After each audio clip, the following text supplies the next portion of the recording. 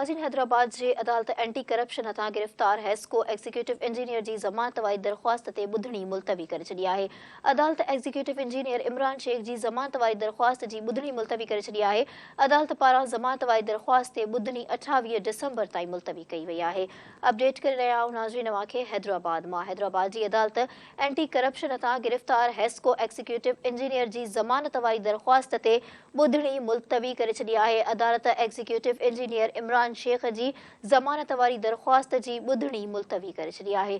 अदालत पारां ज़मानत वारी दरख़्वास्त ते ॿुधणी 28 डिसंबर ताईं मुलतवी कई वई आहे।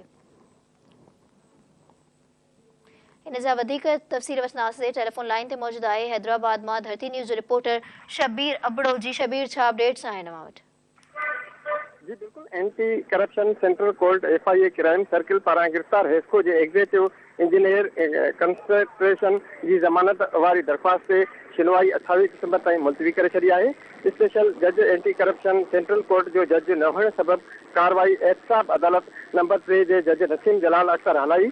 FIA पारां गिरफ़्तार जवाबदार इमरान शेख वकील जफर निगारी मार्फत ज़मानत लाइ दरख़्वास्त दाख़िल कराई हुई। वकील अदालत खे आगाही कई त FIA बिना नोटिस जे इमरान शेख खे गिरफ़्तार कयो। जेके असां ॼाणा पिया वञनि उहे खेसि वालिद तरफ़ां तोहफ़े में मिलियल आहिनि।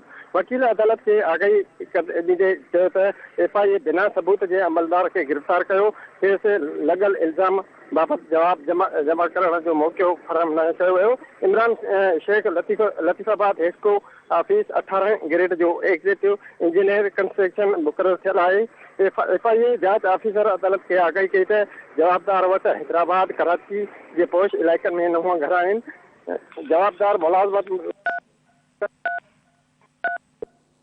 शबीर, अव्हां जी वॾी महिरबानी तफ़सील ॾियण लाइ।